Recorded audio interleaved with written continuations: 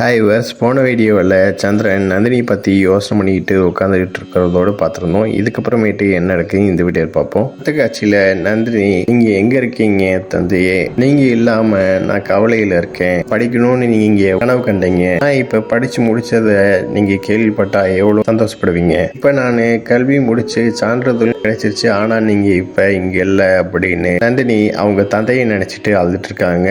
அந்த நேரம் பார்த்து மலைக்கேதோ அந்த இடத்துக்கு வராரு. மலைக்கேதோ நந்தினி பார்த்து, என்னாச்சு, எதுக்காக அழுதுட்டு இருக்க? சந்திரா ஏதோ சொன்னானா? எனக்கு தெரியும், அவன் உன்கிட்ட கடுமையா நடந்துக்கிறான், நம்பிக்கையே கிடையாது, நீ அவனோட உயிரை காப்பாத்திருக்க. நான் அவன் பதிலுக்கு என்ன செஞ்சான்? உனக்கு இந்த மாதிரி கண்ணீர் தான் கொடுத்துருக்கான், சொல்லு நந்தினின்னு சொல்லிட்டு மலைக்கேதோ நந்தினி பக்கத்துல வரும்போது, போதும் இங்கே நில்லு மலை, என் பக்கத்துல வராத, நீ என் மேல அக்கறை இருக்கிற மாதிரி காட்டிக்க வேண்டாம் அப்படின்னு நந்தினி மலைக்கேதோ பார்த்து சொல்றாங்க.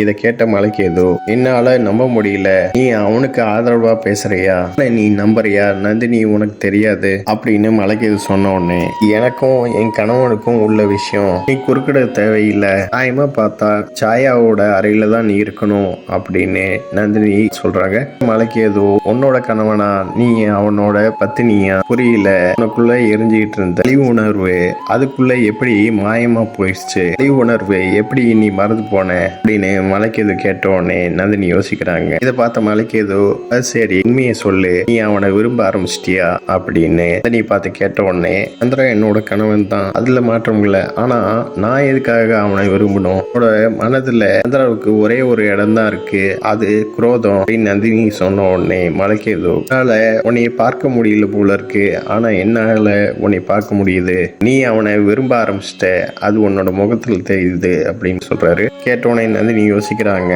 அதே நேரத்துல மலைக்கேதுவும், இந்த கண்கள்லயும் முகத்திலையும் அவனை விரும்புறத காட்டுது அப்படின்னு சொல்றாரு. உனக்கும் எனக்கும் நிச்சயத்தான் ஆகிறப்ப கூட இந்த பிரகாசம் இல்ல, ஆனா இப்ப இருக்கிற இந்த பிரகாசத்தை பார்த்தா உனக்கு அவன் மேல விருப்பம் ஏற்பட்டிருக்குன்னு தான் தெரியுது. ஆனா இந்த பிரகாசத்தை நான் ஹெலனா முகத்துல கண்டேன், அதுவும் அவ என்னைய மனதார காதலிச்சப்ப அது தெரிஞ்சது அப்படின்னு மலைக்கேது சொல்றப்ப, மலைக்கேது சொல்ற ஒவ்வொரு விஷயத்தையும் கேட்டு யோசனை பண்றாங்க. நீ யோசனை பண்ணிட்டு இருக்கும் போது மலைக்கேதோ அந்த இடத்த விட்டு போற மாதிரி போயிட்டு மறுபடியும் திரும்பி வந்து, ஆமா ஹெலனா என்னைய உயிருக்கு உயிரா காதலிச்சா, இப்ப அந்த சந்திராவை தவிர யாரும் அவ கண்ணுக்கு தெரியல, உனக்கும் அந்த சந்திராவை தவிர வேற யாரும் தெரியல, வாழ்க்கையில இரண்டு பெண்களையும் நான் விரும்பினேன், ஆனா அந்த இரண்டு பெண்களையும் அந்த சந்திரா என்கிட்ட இருந்து பிரிச்சுட்டான் அப்படின்னு சொல்லிட்டு நந்தினிய தள்ளி விடுறாரு. படிக்கல, சந்திராவை நான் அழிச்சே தீருவேன், அது யாராலையும் தடுக்க முடியாது, என்னாலையும் அதை தடுக்க முடியாது அப்படின்னு சொல்லிட்டு மலைக்கேது அந்த இடத்த விட்டு போறாரு. மலைக்கேது அந்த இடத்த விட்டு போன உடனே